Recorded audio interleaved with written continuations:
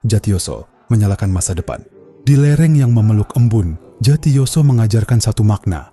Bangsa yang besar lahir dari desa yang menjaga nuraninya. Dari balai RT, semangat berembuk tumbuh.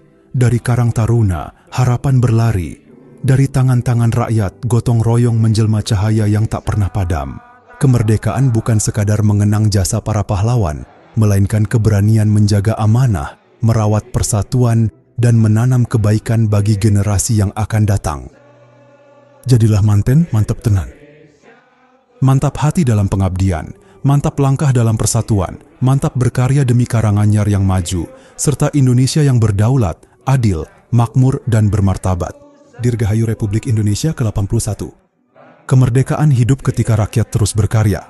Bersama Indonesia JST News, berita mendidik citra bangsa dan negara.